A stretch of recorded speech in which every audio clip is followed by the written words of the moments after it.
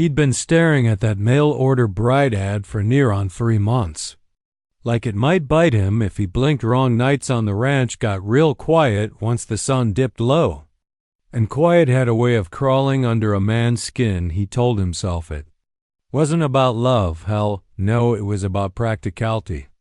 A house needed a woman's touch, a man needed company. That's the story he kept selling himself.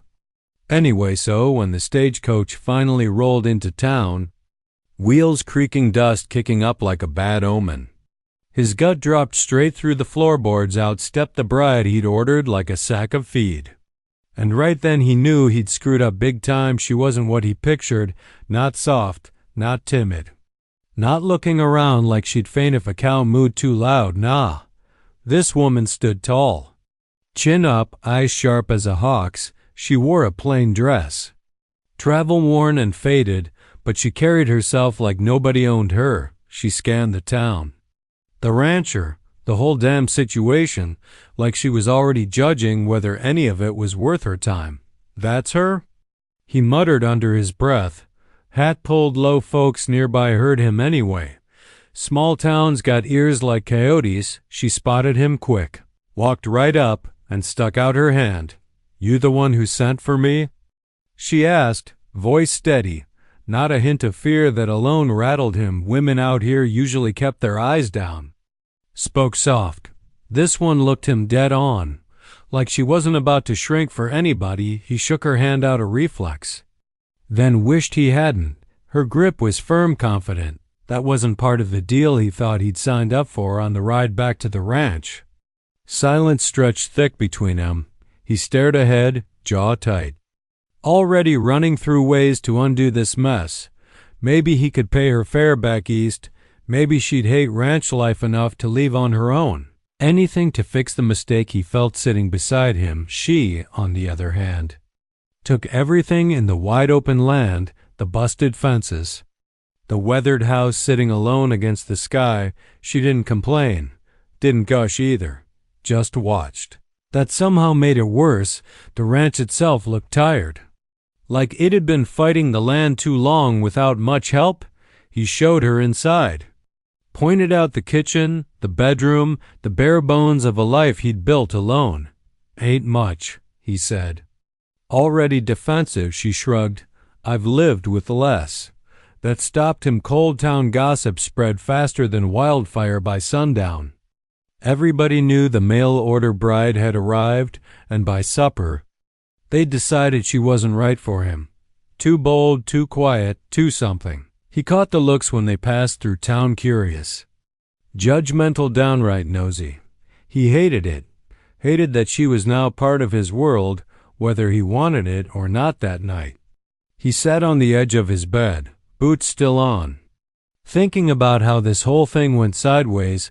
He'd ordered a solution to his loneliness, not a woman with opinions and backbone. He figured regret was the price you paid for being desperate. Lesson learned. Meanwhile, she unpacked her few belongings with care, setting them down like she planned to stay a while, maybe forever. That thought twisted his gut. She wasn't begging for his approval, wasn't crying over the rough edges of the place. She acted like she belonged anywhere she planted her feet. Told himself this was temporary, just until he figured a polite way out. No harm done, no promises kept. But as he lay there listening to the wind knock against the walls, one thing gnawed at him worse than regret.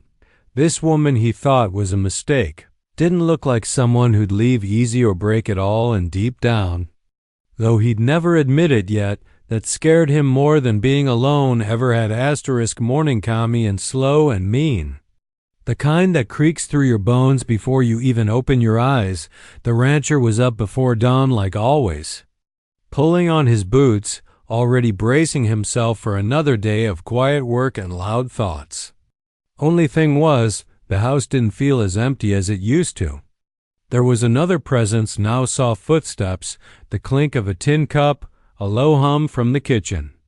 It threw him off worse than a spooked horse. She was already awake, standing at the stove, trying to coax heat out of it.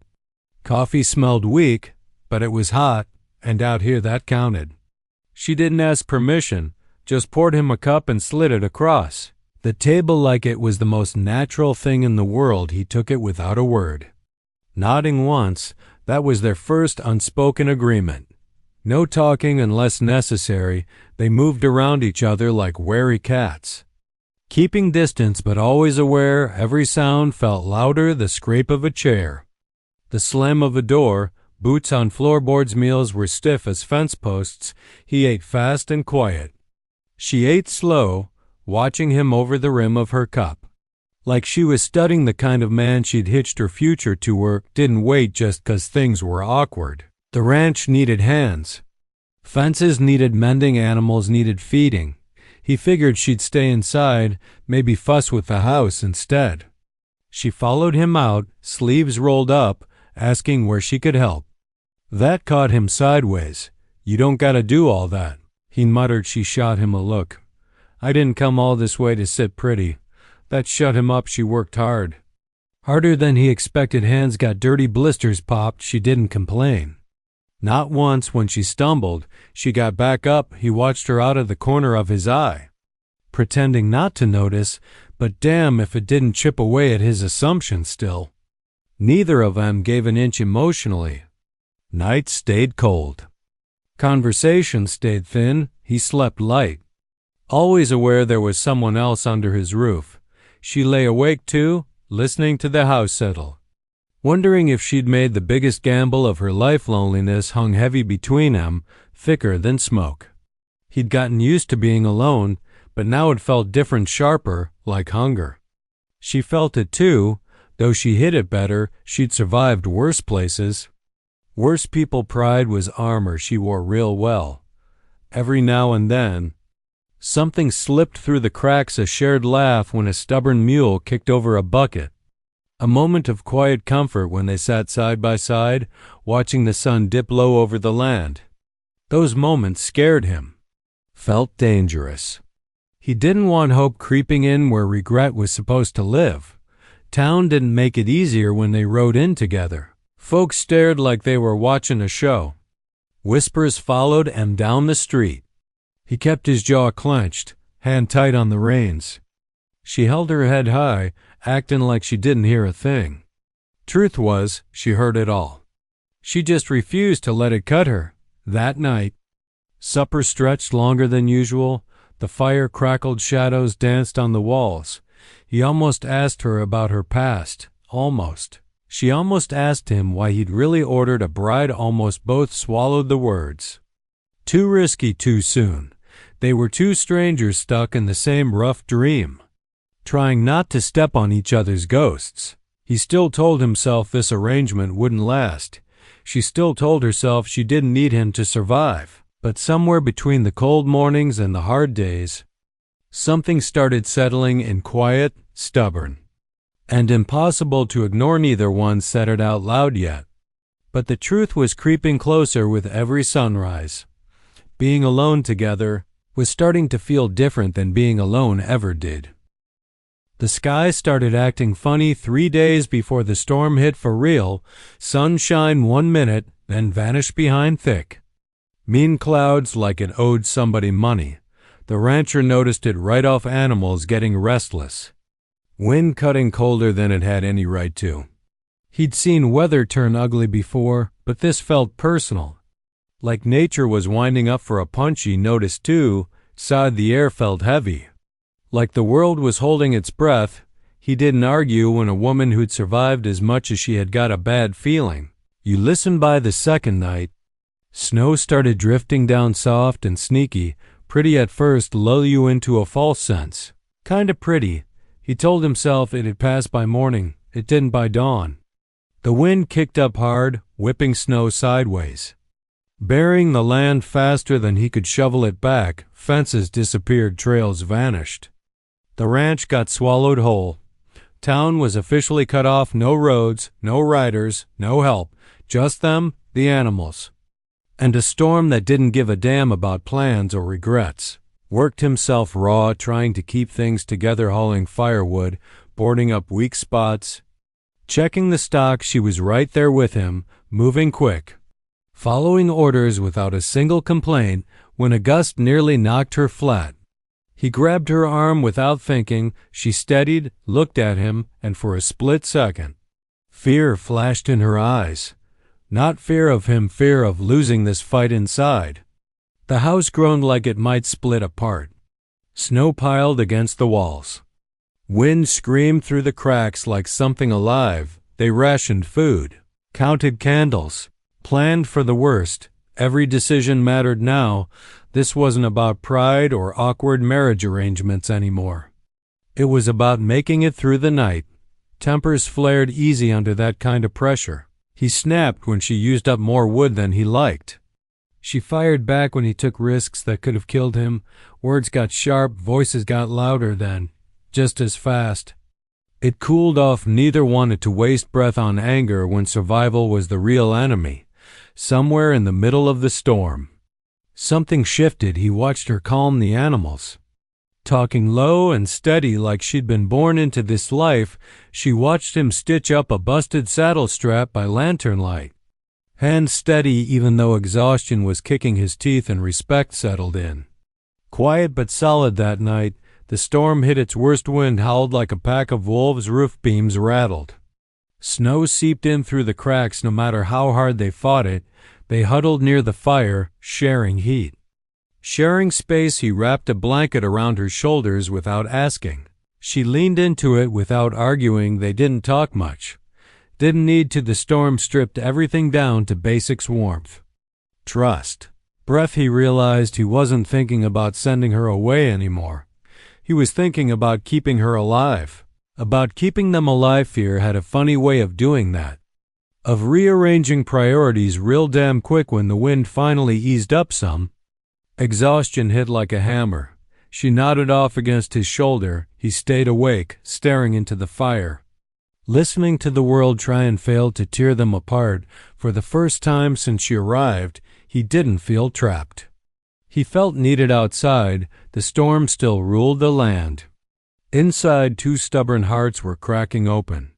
Whether they liked it or not, the 1885 storm wasn't just burying the ranch. It was burning away the distance between them, leaving behind something raw, real, and impossible to ignore.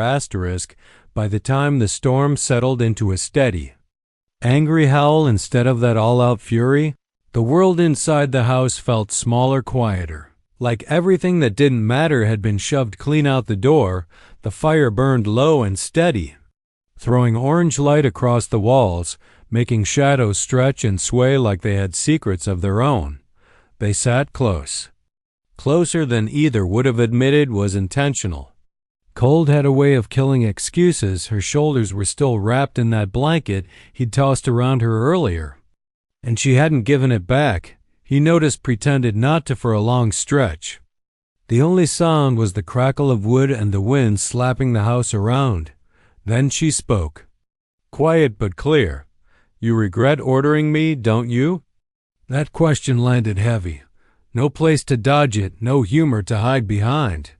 He stared into the fire, jaw tight, like the flames might answer for him. Yeah, he finally said. I do, or... I did, she nodded slow, like she'd already known. Fair enough, I didn't come here expecting fairy tales. That opened something. Words started coming easier after that, spilling out like they'd been waiting their turn. He told her how lonely nights had gnawed at him, how ordering a bride felt less shameful than it might, and he couldn't hack life alone anymore. Said he'd expected someone quiet, grateful, easy to fit into the empty spaces of his days. She snorted soft at that. Not mean, just honest. My turn, she said, and then she told him things nobody else ever had.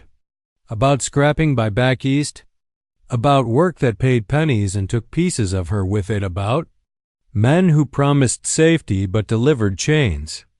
Answering that ad hadn't been romantic, it had been survival.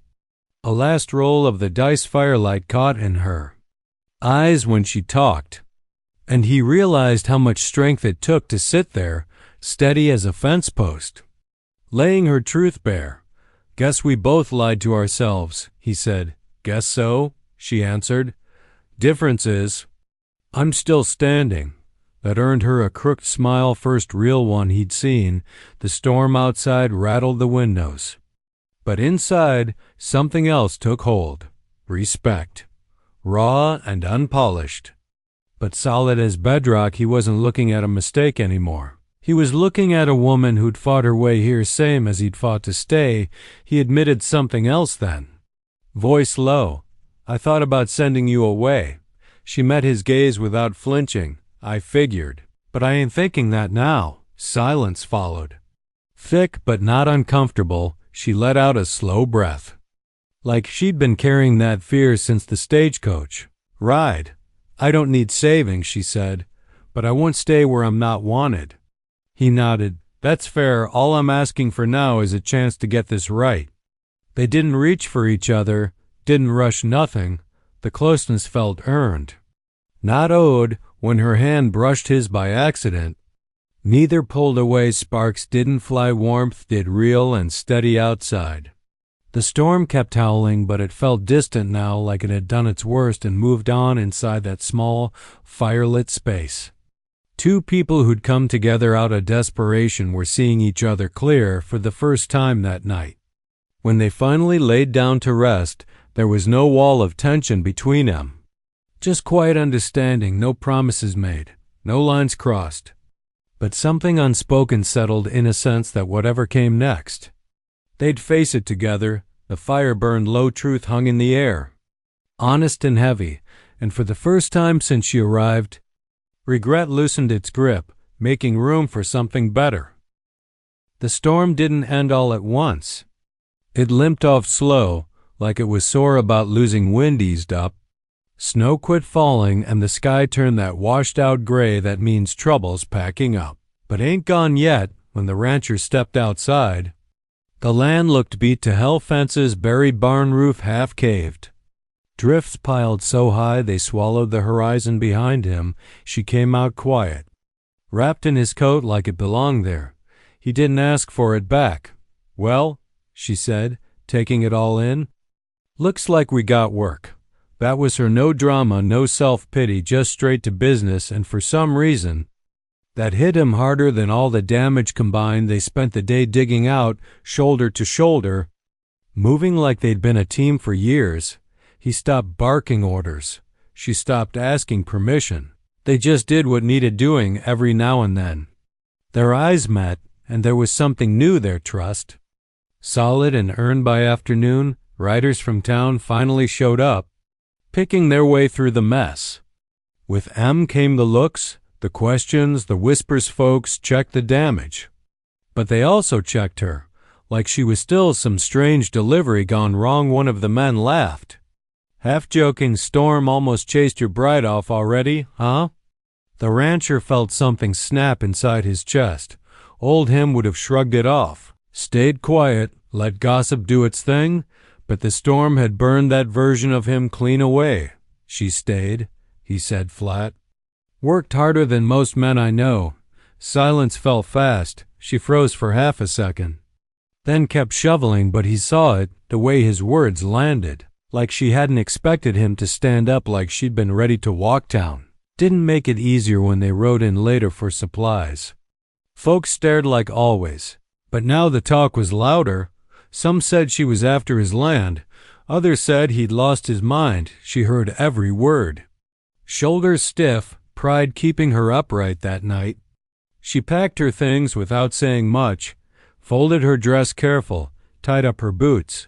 I can leave, she said finally. I won't be the reason you become a joke. That cut deep. He stepped in front of the door, heart pounding harder than it ever had in a blizzard. This ain't about them, he said. This is about us. About what we built in that storm. She studied him, searching for doubt, found none. I choose you, he added. Voice rough but steady, not out of loneliness, out of respect. That was it. The moment everything tipped, rules changed, fear lost its grip. She didn't cry, just nodded once, like she was locking in a deal from that point on. He stopped hiding, stopped explaining if folks asked. He told him straight. She was his wife, his partner, his equal. Let him choke on it if they didn't like it. They rebuilt together, not just the ranch, but the way they lived. Shared decisions. Shared burdens. Shared quiet moments on the porch when the sun dipped low and the world finally shut up. The storm had broken fences and roofs. Sure, but it also broke the old rules he'd been living by, the ones that said love had to be easy, quiet, and convenient. Turns out the real thing was loud, stubborn, and worth fighting for. By the time spring teased the edges of the land, folks in town stopped whispering, not 'cause they approved, but 'cause they saw the truth. Two people who stood their ground don't need permission. The storm had passed. What stayed was stronger than fear, louder than gossip, and real as the land beneath their boots. Spring didn't come rushing in like some big miracle. It crept up slow, careful, like it didn't want to scare anybody off. Snow melted into mud. Mud turned into green shoots, and the land started breathing again. The ranch looked rough around the edges, but it was standing. Same went for them. Mornings changed. Coffee tasted better. Silence didn't feel heavy anymore. It felt shared. They worked side by side, moving easy, falling into a rhythm that didn't need explaining. Where once he'd felt trapped by the idea of marriage, now it felt like having backup in a fight you couldn't win alone. He caught himself smiling more.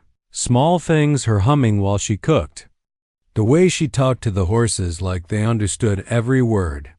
She caught him watching sometimes and just raised an eyebrow, like she knew exactly what she'd done to him.